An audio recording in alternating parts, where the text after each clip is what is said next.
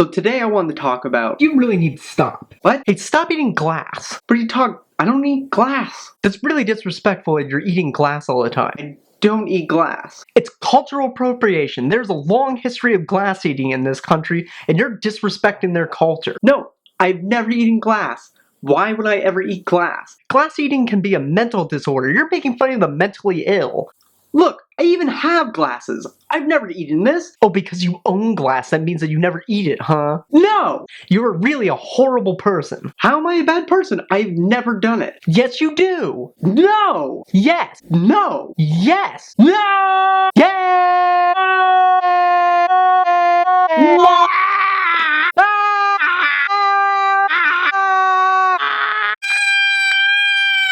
No! Why would you eat the glass? I don't know, you just kept telling me that I like to eat glass. I figured I'd just give it a try.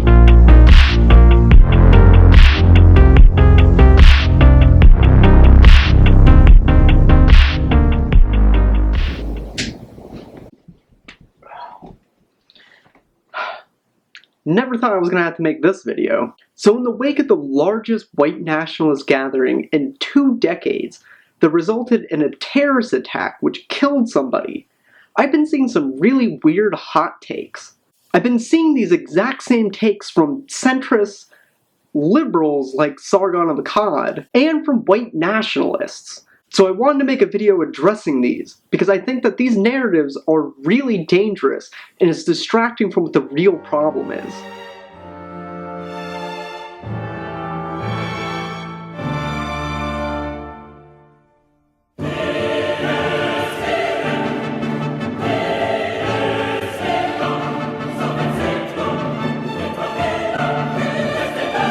I'm not saying it's not the white nationalists' fault, because it is, because they went there to fight. But so did fucking Antifa. The white nationalists, they knew a fight would happen, because they knew Antifa would show up to fight them.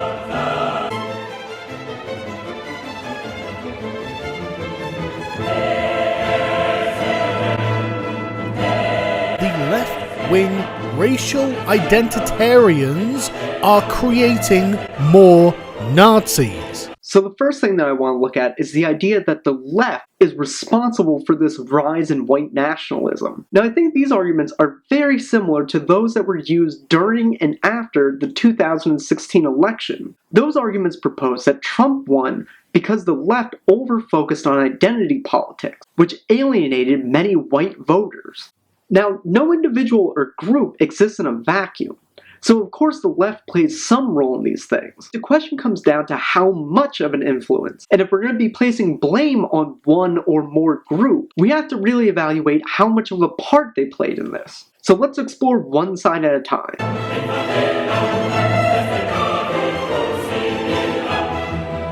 The basis of the argument against the left seems to be on 2 points. One is that they focus too much on identity politics, and this forced white people away from them and towards the right. The other is that leftist groups like Antifa ramped up the alt-right and made them more violent. But on closer inspection, these arguments don't hold up too well. First off is the point that if calling somebody a Nazi turns them into a Nazi, they were probably close to being a Nazi in the first place. The proposed argument that an abundance of anti-white racist narratives within the media forced white people to become more racist doesn't really make a lot of sense, because when you look at these supposed anti-white racist narratives, it's all just based on a bunch of headlines from blogs on the internet. Now this is a little subjective, but on Twitter I asked for examples of anti-white racist narratives, and I was very disappointed by their evidence. Most of the people cited this exact same Salon article,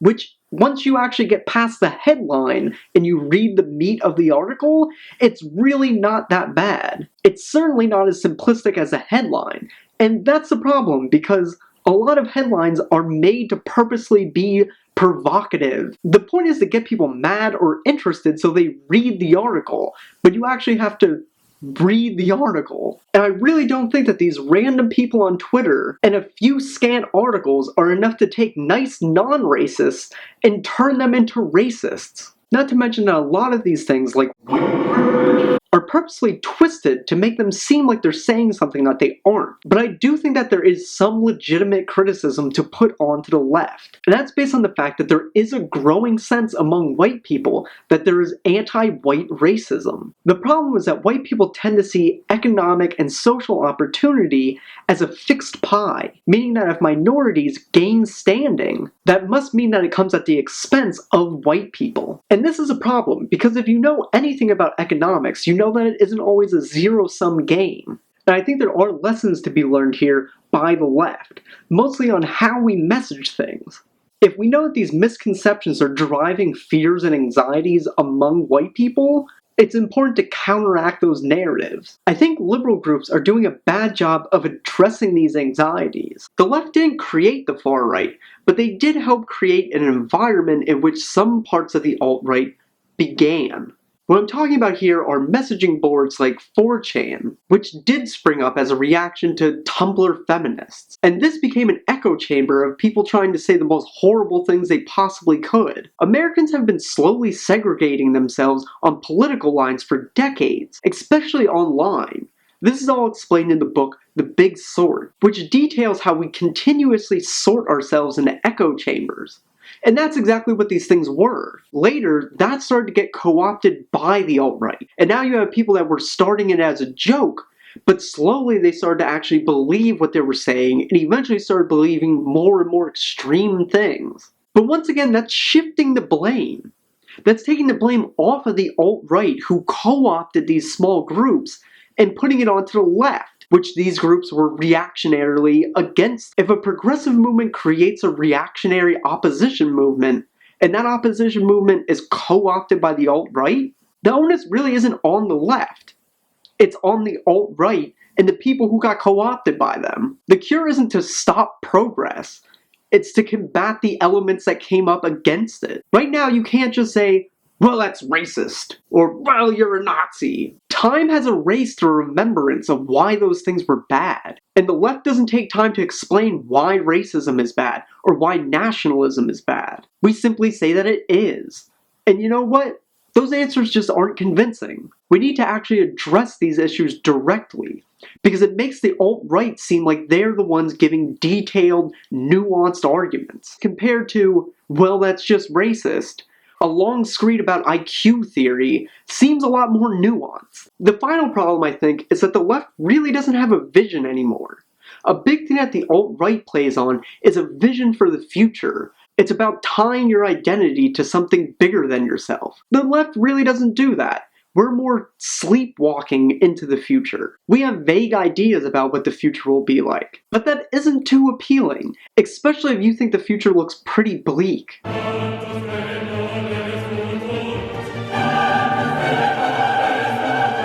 It's gotten to the point where Antifa has kind of pushed all rallies into this corner that they can't get out of. Everybody knows that Antifa always shows up to fight. So now when people hold rallies like the free speech rally in Berkeley after the Milo incident, free speech advocates brought ways to defend themselves because they knew that Antifa would show up. The idea that violence has been ramping up because of Antifa just really doesn't hold up. I went back and did a Google search from 1995 up until 2007, and I searched for any gatherings that had any type of white nationalist group speaking at them.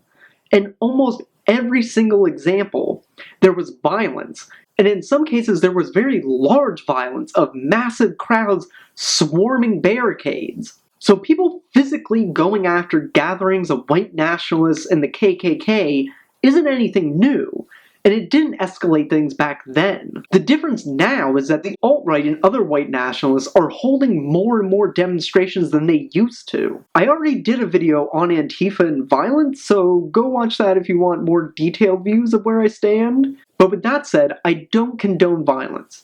I think that violence outside of self-defense alienates people to your position, and it only really helps the enemy.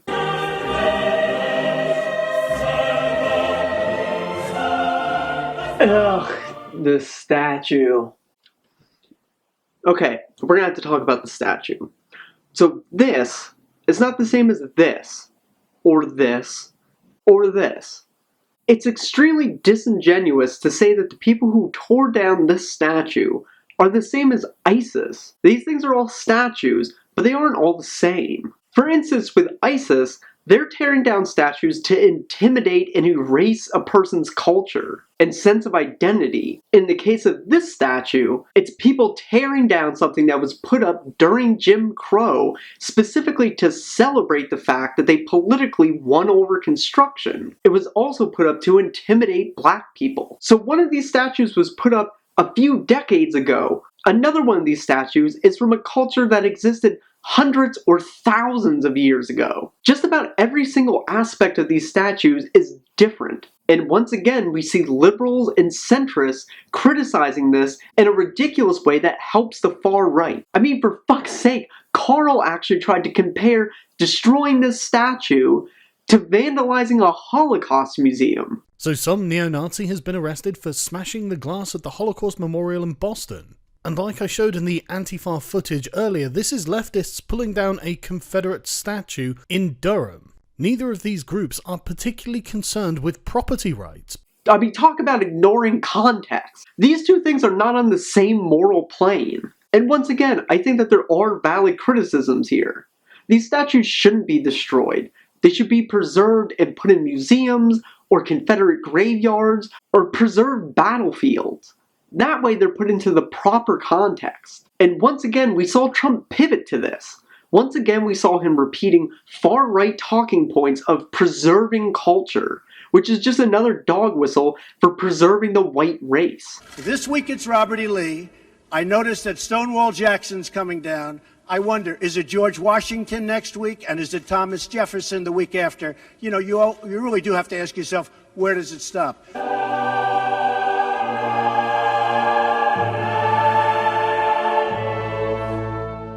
So unlike the left, the right has fostered and dog-whistled racist propaganda for decades. They've done this because it was effective. I think one of the best quotes illustrating this came from Lyndon B. Johnson, who said, "If you can convince the lowest white man he's better than the best colored man, he won't notice you're picking his pocket. Hell, give him somebody to look down on, and he'll empty his pockets for you." This describes the GOP's tactics perfectly. The thing that radically changed is that the GOP lost control of this rhetoric after the rise of the Tea Party. Now, during the 2008 elections, we saw the rise of the Tea Party, which was pushed hard and funded by the Koch brothers, along with an underground network of dark money. And during this campaign, we started to see a lot of racist rhetoric popping up. And then during the midterms, after Barack Obama won, we saw even more, and the racism became very overt. And that's because the majority of people in the Tea Party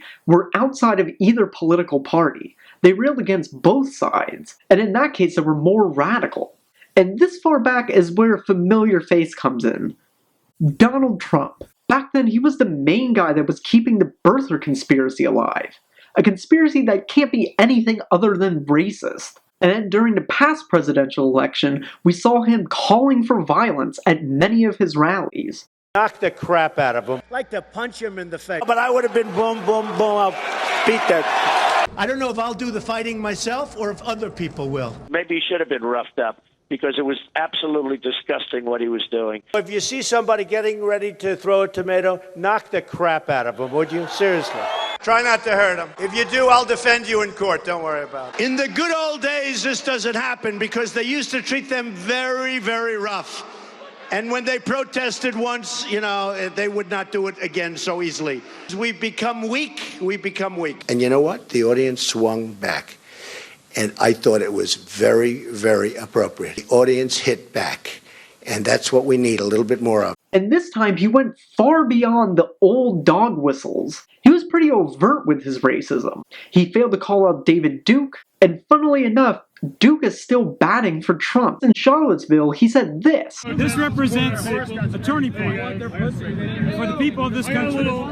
We are determined to take our country back. We're going to fulfill the promises of Donald Trump. That's what we believed in. That's why we voted for Donald Trump, because he said he's going to take our country back, and that's what we got to do. So this rise in white nationalism can be tied to this rise of new people within the Republican Party. We can see a disconnect between the establishment Republicans who openly denounced what happened at Charlottesville. They were making both sides arguments. They were calling out the Nazis and white supremacists as they should. But Trump seems to have more of an investment in this rise of white nationalism than Republicans in the past. His initial remarks were immediately capitalized on by Richard Spencer.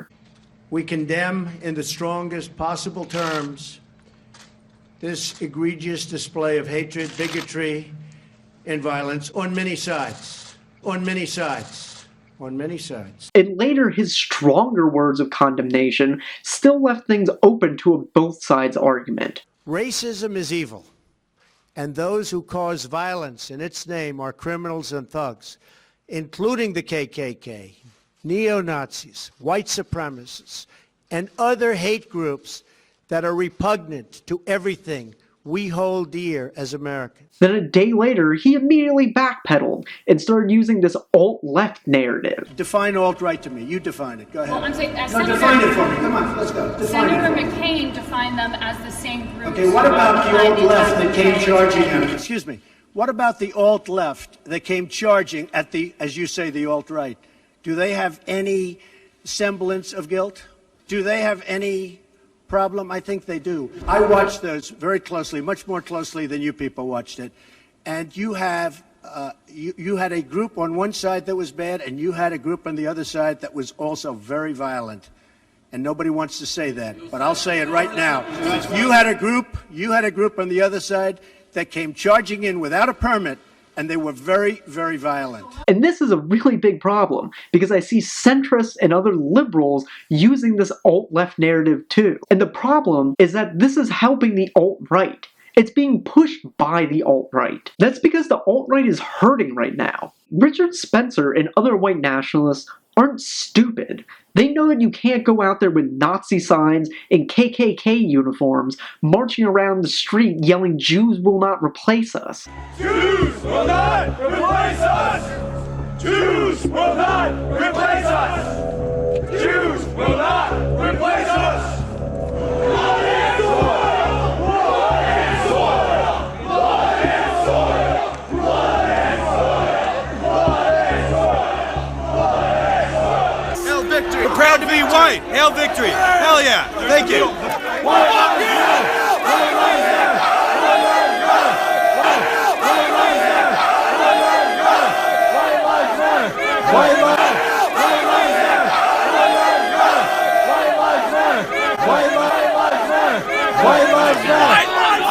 They want interviews? No thank you.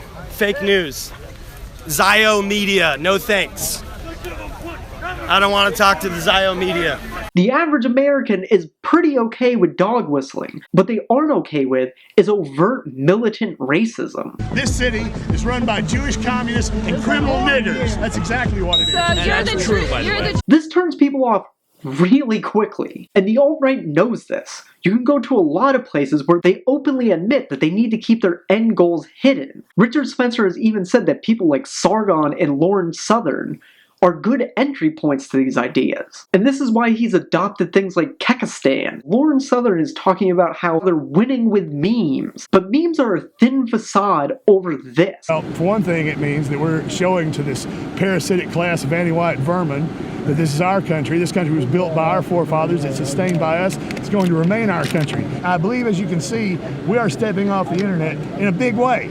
We have been spreading our memes, we have been organizing on the internet, and so now they're coming out. And now, as you can see today, we greatly outnumbered the anti-white, anti-American filth. And at some point, we will have enough power that we will clear them from the streets forever. That which is degenerate in white countries will be removed. Make no mistake, what they want in the end is an ethno-state. Well, people die violent deaths all the time, right? Like, this is part of the reason that we want an ethno-state, right? So, like, the blacks are killing each other in staggering numbers from coast to coast. We don't really want to have a part of that anymore. And so, the fact that they resist us when we say, hey, we want a homeland, is not shocking to me, all right? These people want violence, and the right is just meeting market demand. and they're willing to commit violence to get it. It's troubling to see that Trump has been spending more time seemingly attempting to distract from white nationalist terrorists than he's been spending time criticizing it. So where does the alt-left fit into this?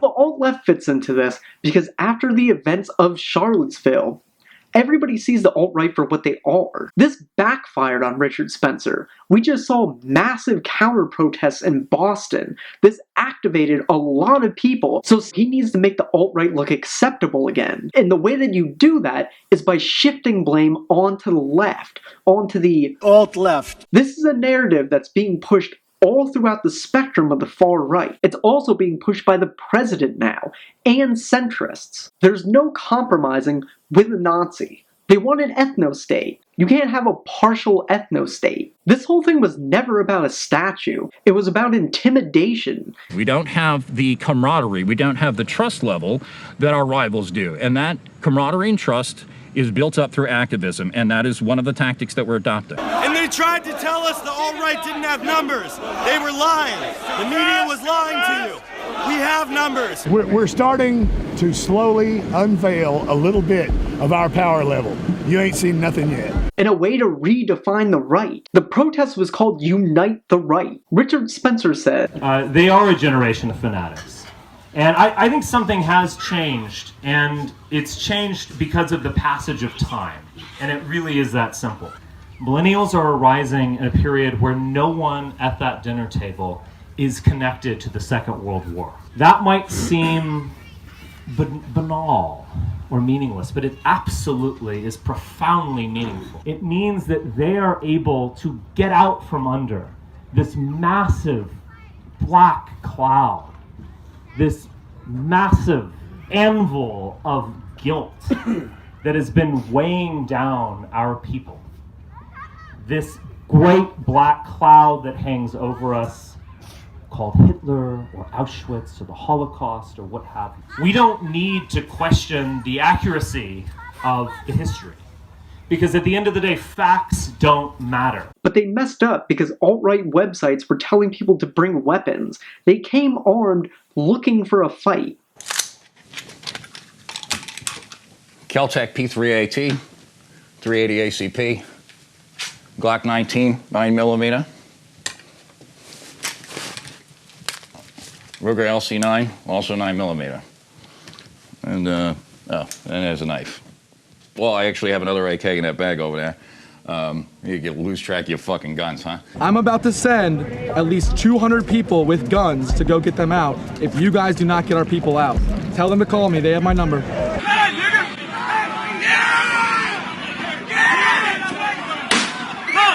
We knew that we were going to meet a lot of resistance. The fact that nobody on our side died, I'd go ahead and call that points for us. The fact that none of our people killed anybody unjustly, I think, is a plus for us. It was so bad that people like Felix even said that they aren't going to be making Nazi jokes anymore because they didn't realize that people like this still existed and that it was still a problem. This woke a lot of people up because they showed exactly how ugly and dangerous they are. I like the way one 4chan post put it. The left sees our dog whistles, but the normies won't listen to them.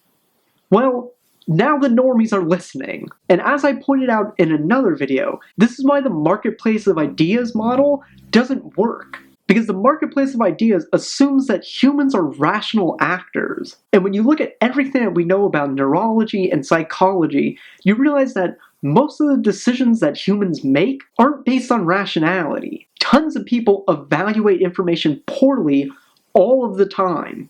And ideas that are proposed by white nationalists take advantage of a lot of these blind spots. And that's why they can thrive very easily. Like the idea that because Antifa are communists, that they're just as bad as Nazis. At the end of the day, communists don't advocate for an ethno-state where everyone who isn't an Aryan has to be killed or deported. White nationalists are. And the police largely stood by. You can see this contrast between Black Lives Matter protests and this rally in Charlottesville, where the police just stood by until a terrorist attack happened and a state of emergency was called. In fact, the Defense Department called the police response anemic. It also doesn't help when an Alabama police department is retweeting Richard Spencer. All of this helps to create an environment where they feel emboldened, and where they feel strong, and where they can intimidate people. Bringing up a two-sides argument distracts from this. It only helps fuel them. People are seeing Nazis everywhere. It's like a contagious disease of the mind, like a shared delusion of a fascist takeover of the West, and that's just not going to happen. The only people who seem to take fascists seriously are Nazis and whoever it is that keeps showing up to these events all dressed in black. That's it. The Nazis are not gonna fucking take over. There's no way someone would actually do that. Just attack a stranger because he appears to have a Hitler Youth haircut? That would never happen, right? Except for that it already has happened. A Navy officer, a fucking United States military Navy officer with a military-style haircut, was getting out of his vehicle in Colorado. As he was doing so, a stranger asked him if he was a Nazi. And before he knew it, another stranger ran right at him with a knife and attempted to stab him somewhere in the head area. And the Navy officer blocked the attack with his hand. Okay, so I was gonna leave this part out, but just before I was about to upload this, it turns out that this story is actually fake news? I mean, yeah, because skeptics are famous for finding something that agrees with what they already believe and then blindly accepting it without questioning it at all. I'm pretty sure that's the definition of skepticism. And I mean, he has a history of this. First, H. Bomber guy showed that he couldn't even be bothered to look up studies, and now he's quoting the Daily Mail because he couldn't be bothered to do enough research for one of his videos. I guess it's at least a good thing that nobody takes Greg seriously as a skeptic. Like, he's not going to be a main speaker at a skeptic conference or anything. Oh. Oh no. Oh no!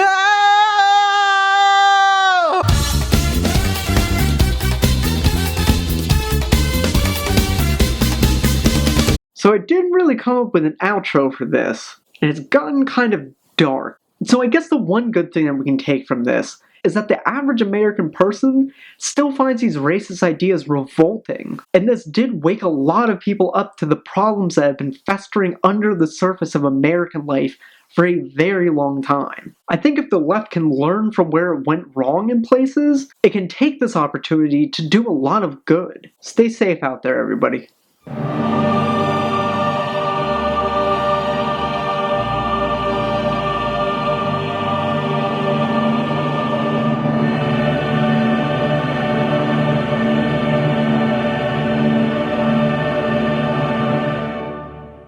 Hey, so thank you for making it to the end of the video. If you liked this video, please give it a like and a share. If you really like this video, go ahead and subscribe. I've actually been working on other videos, so they should be coming out shortly. Once again, thanks for watching, and I'll see you in the next video.